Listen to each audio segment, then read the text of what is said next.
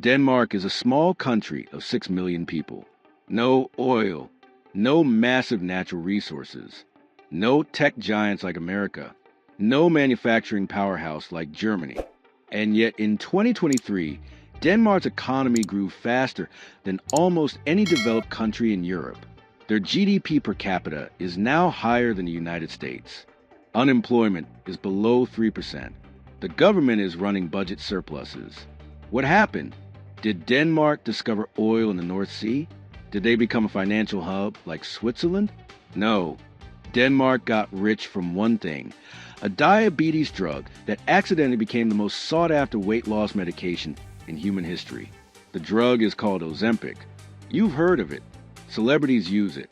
Your co-worker is probably on it. It's causing shortages worldwide. And it's made by one company, Novo Nordisk, a Danish pharmaceutical company that's now worth more than the entire Danish economy.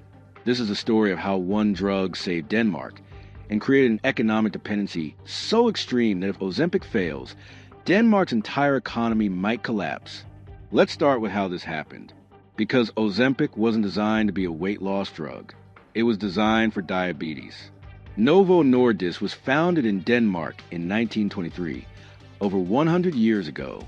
For decades, they were a solid but unremarkable pharmaceutical company focused on diabetes treatments, particularly insulin. By the early 2000s, Novo Nordisk was doing fine.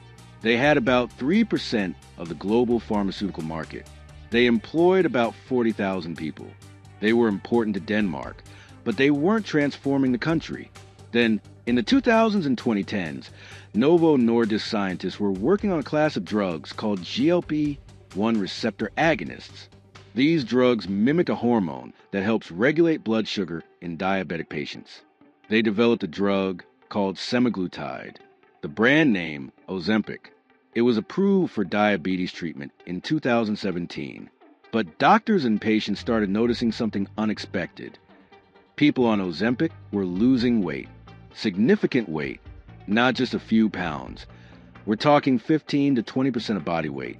This was huge because nothing else on the market worked this well for weight loss. Diet pills barely worked. Bariatric surgery was expensive and risky, but Ozempic actually worked.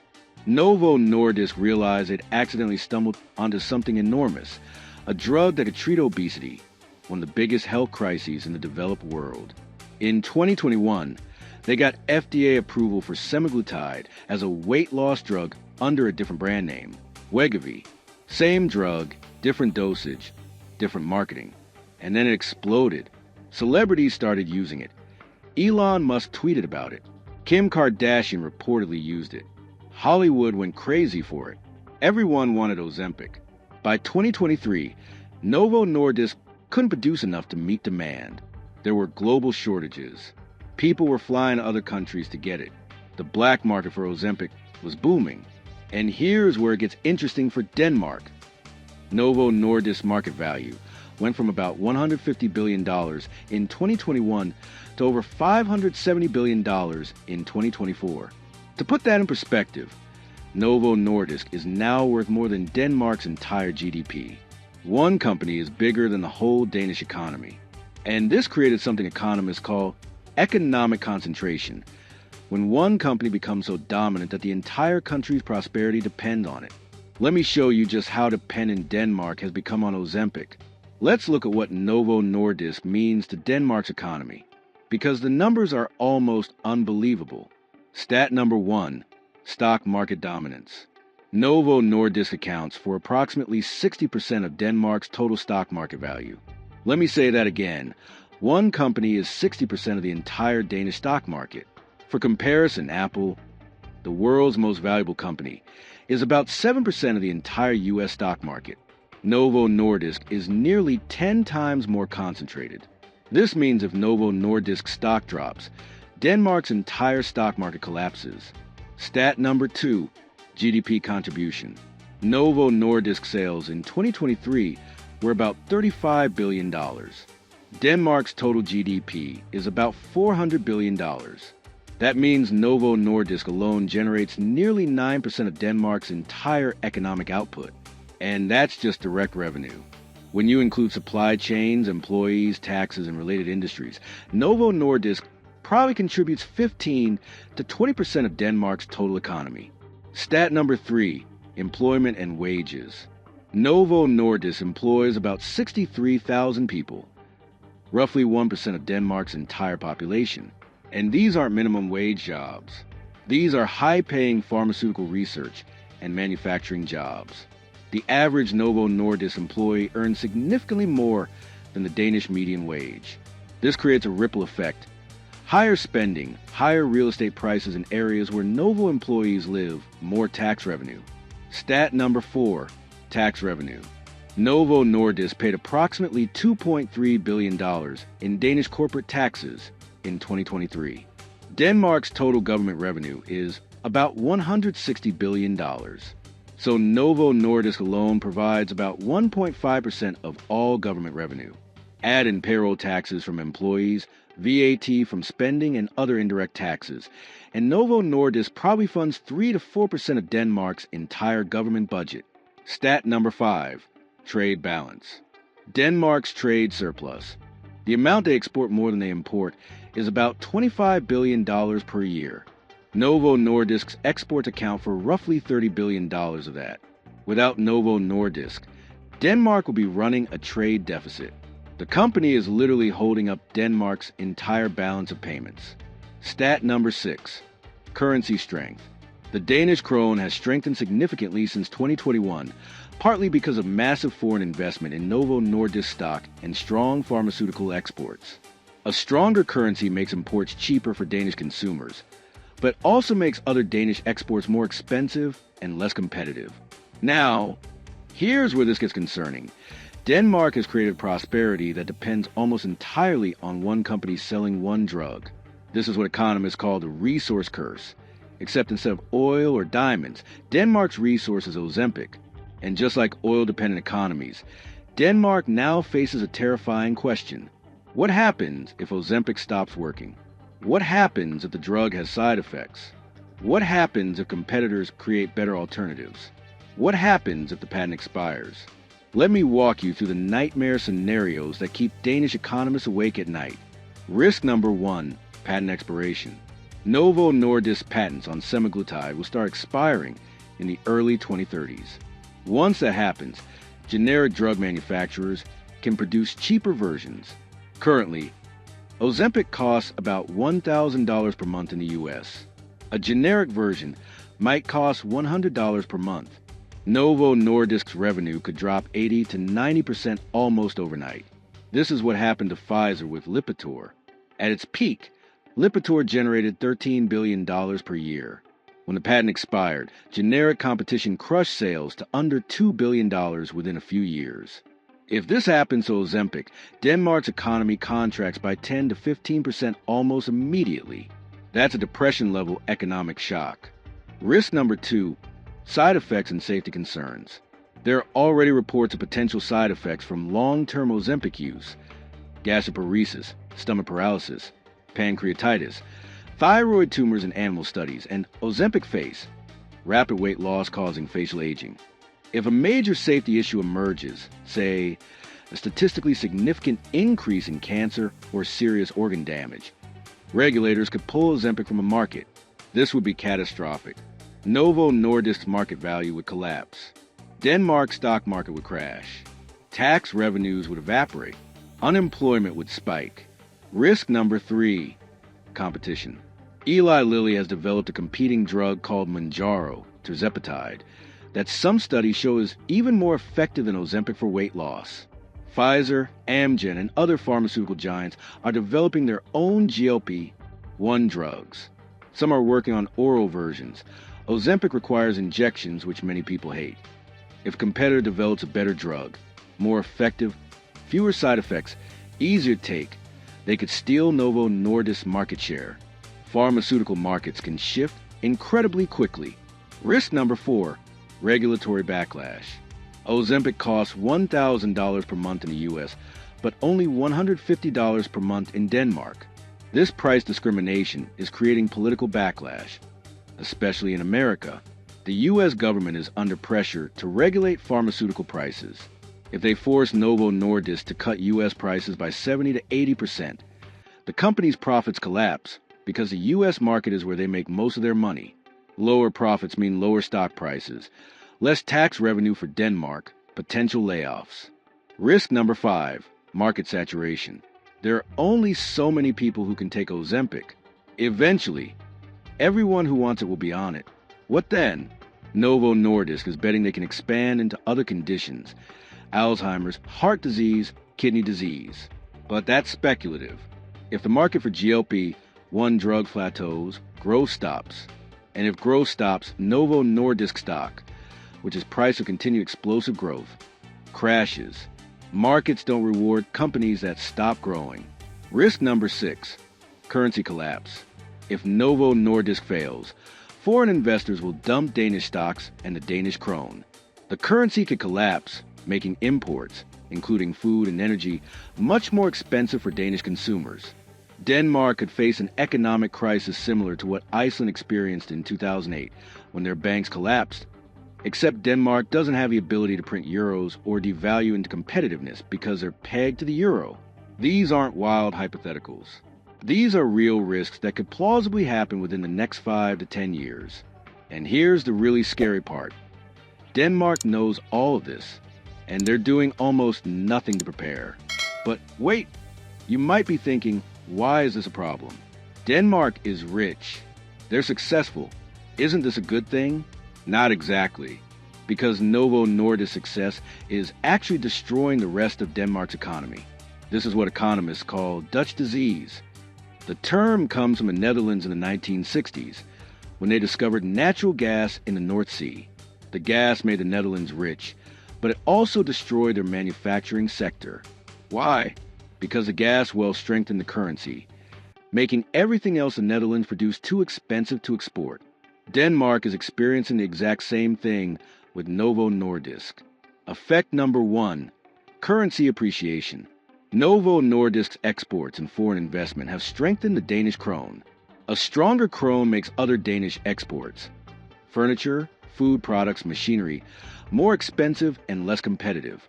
Danish companies that aren't Novo Nordisk are struggling to compete internationally because their products are now 15 to 20% more expensive than they were a few years ago. Effect number 2, wage inflation. Novo Nordisk pays high salaries. This forces other Danish companies to raise wages to compete for workers. But most Danish companies aren't as profitable as Novo Nordisk. They can't afford these higher wages. Result, other companies become less profitable. Some go out of business. Others move operations to cheaper countries. Effect number 3, brain drain to pharma. Denmark's best scientists, engineers, and business talent are all going to work for Novo Nordisk because they pay better and offer better career prospects. This drains talent from other sectors: tech, manufacturing, research. Other industries can't compete for talent, so they stagnate. Effect number 4, real estate bubbles. Areas around Copenhagen where Novo Nordisk employees live have seen housing prices skyrocket. A 2-bedroom apartment that cost $300,000 5 years ago now costs $600,000. This makes housing unaffordable for everyone not working in pharma. Teachers, nurses, small business owners. They're being priced out of their own neighborhoods. Effect number 5, loss of diversification. Denmark used to have a diverse economy: shipping, renewable energy, agriculture, food processing, engineering. Now, increasingly, Denmark is becoming a one-industry economy: pharmaceuticals. This is dangerous. Economic diversity protects against shocks. If your economy depends on one thing, and that thing fails, you're finished. Norway avoided this problem with oil by creating a sovereign wealth fund, investing oil profits globally to diversify. Denmark has no equivalent for Novo Nordisk wealth. The irony is brutal. Novo Nordisk's success is making Denmark richer in the short term while making it more vulnerable and less diversified in the long term. Denmark is experiencing a boom, but booms always end. And when they end, the fall is brutal. Let me tell you a cautionary tale. A story Denmark should pay attention to: Finland and Nokia. In the late 1990s and early 2000s, Nokia was the world's dominant mobile phone company. They were based in Finland. At Nokia's peak in 2000, Nokia represented 4% of Finland's GDP. Nokia accounted for 25% of Finland's stock market. Nokia paid 23% of all Finnish corporate taxes. Nokia directly or indirectly employed hundreds of thousands of Finns. Nokia made Finland rich. Helsinki boomed. Finland had budget surpluses. Everyone in Finland owned Nokia stock. And then Apple released the iPhone in 2007. Nokia didn't take it seriously. They thought physical keyboards were essential. They thought apps were a fad. By 2013, Nokia was finished. Microsoft bought their phone division for a fraction of Nokia's peak value, and then shut it down. Nokia's market value collapsed from $300 billion to under $30 billion. Finland's economy crashed. Tax revenues plummeted. Unemployment spiked. The stock market collapsed. Finland entered a recession that lasted years. And here's the key lesson. Finland had no backup plan. They'd allowed themselves to become dependent on one company. When that company failed, the entire country suffered. Denmark is making the exact same mistake with Novo Nordisk. Actually, it's worse. Novo Nordisk is a bigger percentage of Denmark's economy than Nokia ever was of Finland's. But Finland learned. After Nokia collapsed, Finland diversified. They invested heavily in education, startups, research. They created Supercell mobile games. They invested in clean technology. They rebuilt their economy on multiple foundations. Denmark needs to do this now, while they still have money from Novo Nordisk profits. They need to create a sovereign wealth fund with Novo Nordisk tax revenues. Invest heavily in other industries, renewable energy, biotech beyond GLP-1 drugs, AI, robotics.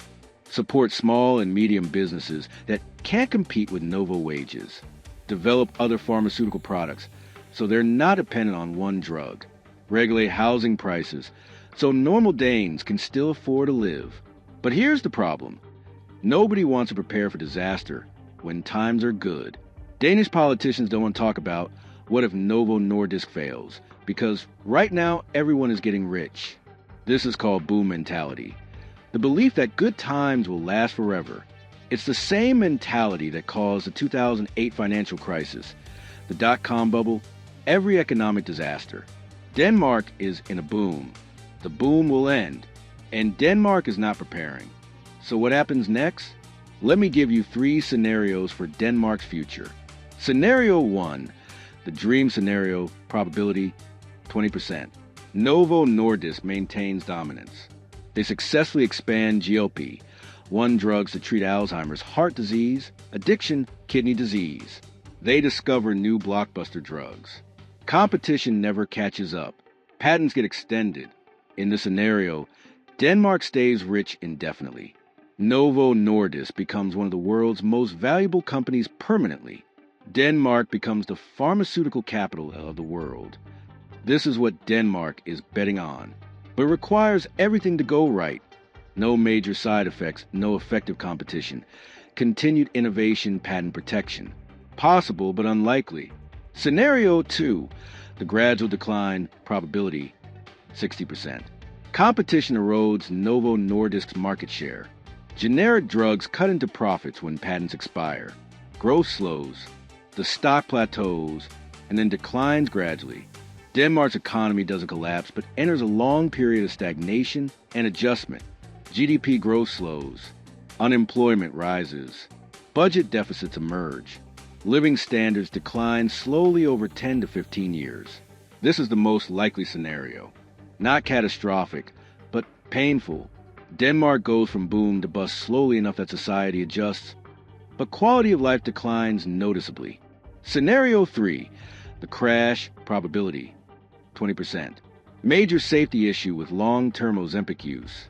Regulators pull the drug from markets, or a competitor releases a dramatically superior product that steals 70% of market share in 2 years. Novo Nordisk stock crashes 80%.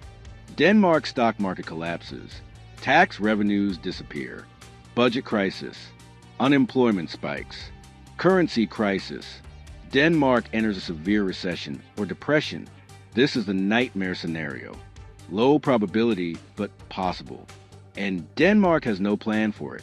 In 2021, Denmark was a nice, prosperous, stable country. Nothing special economically, but comfortable. Then OZEMPIC happened. And within 3 years, Denmark became one of the richest countries in the world, with GDP per capita higher than the United States. But this wealth is built on sand. One drug, one company, one patent that will expire, one market that could turn at any moment. Denmark got lucky. They happened to be the home of the company that developed the weight loss drug of the century. But luck runs out. The question for Denmark is, what do they do with this windfall? Do they diversify, invest in the future, and prepare for the day when OZEMPIC isn't the miracle everyone thinks it is? Or do they spend it, enjoy the boom, and hope the good times never end? Right now, Denmark is choosing option 2, and history suggests they're going to regret it. The OZEMPIC economy made Denmark rich, but economic history is full of countries that got rich from one thing, and then lost everything when that one thing disappeared. If this changed how you think about economic dependency and pharmaceutical wealth, hit subscribe, drop a comment. Is Denmark headed for disaster? And share this with someone who needs to understand that booms built on one product always end. Because the most dangerous time in any economy is when everyone thinks the good times will last forever. I'll see you in the next one.